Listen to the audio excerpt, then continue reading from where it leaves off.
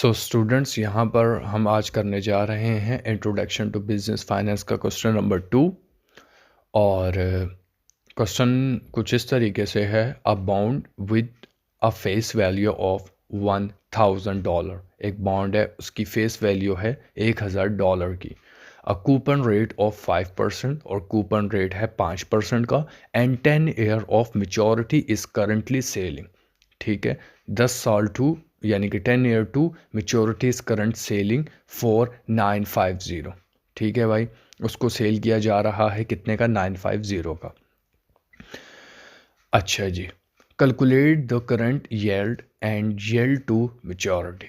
बस यही बात है, हमारे को कैलकुलेट करना है करंट येल्ड उसकी, यानी कि येल्ड मींस दैट के उसकी अभी करंट की प्राइजेस और मेच्योरिटी की। ओके जी, current yield and yield majority. ठीक है, फेस वैल्यू कितनी है? FU 1000, कूपन रेट है 5%, एनुअल कूपन पेमेंट C 5%। ठीक हो गया जी। और एयर ऑफ मेच्योरिटी N 10। ऐसे ही है ना, ये क्वेश्चन के अंदर 10 आ गया यहाँ से, 1000 ये वाला 1000 आ गया यहाँ से, और ये 5% आ गया यहाँ से, और ये C का 5% ऑफ 10,000 और इज इक्वल टू 50 कर दिया हम लोगों ने। ठीक है, यानी कि इसका 5%। सो यहाँ पर 950 भी आ गया प्राइस का यहाँ से। और अब हम लोग करंट येल्ड फाइंड कर लेते हैं। Current yield is calculate as, उसका ये फार्मूला है, current yield is equal to annual coupon payment divided by current price multiply by 100। ये इसका फार्मूला है। अगेन ये फार्मूला याद करोगे तो ये सवाल होगा, अदरवाइज आपसे सॉल्व नहीं होगा। अब सब्ट्रैक्ट करने the value current yield 50 divided by 950 multiply by 100। ठीक हो गया जी। और इसको जब हम लोगों ने इसको डिवाइड करके 100 से मल्टीप्लाई किया तो हमारा आंसर आ गया 5.26। क्लियर हो गया जी।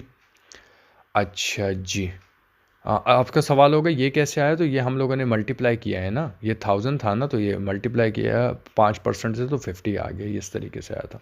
ओके जी, पेज 2 पे आ जाओ। अब यहाँ पर हम लोग येल्ड टू मेच्योरिटी फाइंड करेंगे, YTM। ओके जी, इसका फार्मूला क्या है? CTFV minus P divided by N divided by FV plus V divided by 2। ये फार्मूला याद करके जाना है एग्जामिनेशन हॉल में। YTM C कितना है? 50 है, प्लस का प्लस, FV आ गया 1000 माइनस P हो गया 950।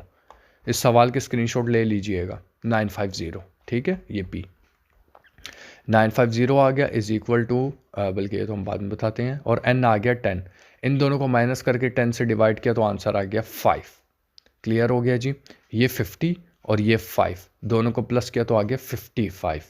इन दोनों को प्लस किया और 2 पे डिवाइड किया तो आंसर आ गया 975। क्लियर है जी।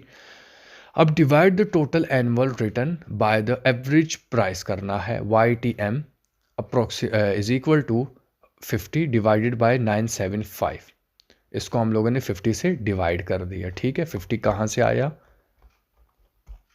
ये रहा 50। ओके, जो हम लोगों ने यहाँ पर भी लिया था इसकी वैल्यू फाइंड करने के लिए, तो यहाँ पर भी 50 ले लिया, 975 से इसको हम लोगों ने डिवाइड किया तो आंसर आ गया 0.0564। ओके, सो जब इसको हम लोगों ने ब्रैकेट से निकाला तो आंसर आ गया 0.0512। क्लियर है, बिकॉज जब ब्रैकेट कम होता है तो वैल्यू नीचे आ जाती है। So that's the answer of this question. So I hope that आपने स्क्रीनशॉट ले लिए होंगे। मैं 1 मिनट का स्टे कर लेता हूँ, स्क्रीनशॉट ले लीजिए, और ये यहाँ पर से भी स्क्रीनशॉट ले लीजिए। सो आई होप दैट आज की वीडियो आपको समझ आई होगी, और अगर आपका कोई फर्दर सवाल होगा तो आप पूछ लीजिएगा। Take care of yourself. अल्लाह हाफिज़।